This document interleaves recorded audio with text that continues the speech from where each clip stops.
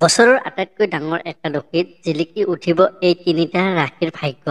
জেঠ মাহৰ শুক্ল পক্ষৰ একাদশীক নিৰ্জলা একাদশী, ভীম একাদশী বা পাণ্ডৱ একাদশী বুলি জনা যায়। পদ্ম পুৰাণৰ মতে এই একাদশীত জলবিহীন উপবাস ৰাখি বিষ্ণু ভগৱানক পূজা কৰিলে সকলো পাপ আৰু দুখ কষ্টৰ পৰা মুক্তি হয়। এই দিনটোত ব্ৰত ৰাখিলে গোটেই বছৰটো একাদশীৰ গুণ পোৱা যায় বুলি বিশ্বাস কৰা হয়। এই দিনটোত পানী সেৱন নকৰাকৈ ব্ৰত ৰখাৰ পৰম্পৰা আছে। সেয়েহে ইয়াৰ নাম নিৰ্জলা। শাস্ত্ৰমতে এই একাদশীত উপবাস কৰিলে সকলো একাদশীৰ ফল পোৱা যায়। এই দিনটোত ভগৱান বিষ্ণুৰ বিশেষভাৱে পূজা কৰা হয় আৰু তেওঁক কিছুমান বিশেষ বস্তু আগবঢ়ালে অপৰিসীম গুণ, সুখ আৰু সমৃদ্ধি পোৱা যায়। এইবোৰ অৰ্পণ কৰি থাকোঁতে ওম নম ভগৱতে বাসুদেৱে বা ওম বিষ্ণুৱে নম মন্ত্ৰ জাপ কৰক। এইবাৰ 6 জুন 2025 তাৰিখে নিৰ্জলা একাদশী উদযাপন কৰা হৈছে।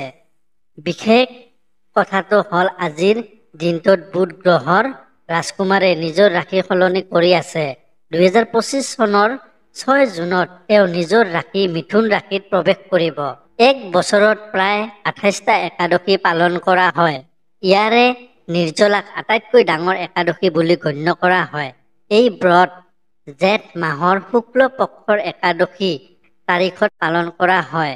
এইবাৰ 2025 চনৰ 6 জুন তাৰিখে নিৰ্জলা একাদশী উদযাপন কৰা হৈছে। বিশেষ কথাটো হ'ল এই দিনটোত বুধ গ্ৰহৰ ৰাজকুমাৰে ৰাশি সলনি কৰি আছে।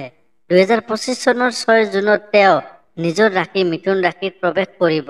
এনে পৰিস্থিতিত নিৰ্জলা একাদশীৰ শুভ উপলক্ষে কিছুমান ৰাশিয়ে বিশেষ উপকাৰ লাভ কৰিব।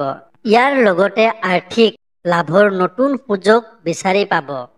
তিনিটা ভাগ্যৱান ৰাশিৰ নাম জানো আহক। 1 নম্বৰ ৰাশিটো হৈছে মিথুন ৰাশি। নিৰ্জলা একাদশীত মিথুন ৰাশিৰ লোকে আৰ্থিক সুবিধা লাভ কৰিব পাৰিব। পৰিয়ালৰ সমৰ্থন পাব। ইয়াৰ উপৰিও আপুনি যিবোৰ কাম সম্পূৰ্ণ কৰিবলৈ কঠোৰ পৰিশ্ৰম কৰি আছিল সেইবোৰ সম্পূৰ্ণ হ'ব।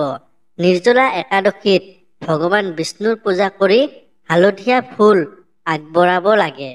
ইয়াৰ প্ৰভাৱৰ লগে লগে চাকৰিত পদোন্নতি পাব। 2 নম্বৰ ৰাশিটো হৈছে কন্যা ৰাশি। কন্যা ৰাশিৰ লোকৰ বাবে সকলো ধৰণৰ বস্তুগত আৰাম বৃদ্ধি পাব। ব্যৱসায়ত লাভৰ সুযোগ বৃদ্ধি পাব। আৰ্থিক অৱস্থাৰ উন্নতি হ'ব। সামাজিক প্ৰতিপত্তি বাঢ়িব।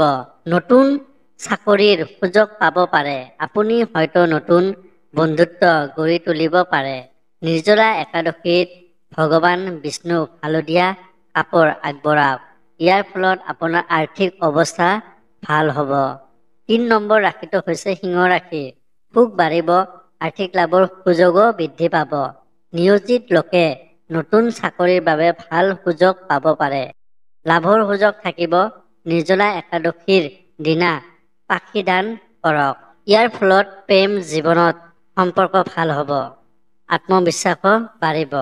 বন্ধুসকল, ভিডিঅ'টো চাই কেনেকুৱা লাগিল? যদি ভাল লাগিছে এটা লাইক কৰি দিব আৰু লগতে চেনেলটো ছাবস্ক্ৰাইব কৰি দিব।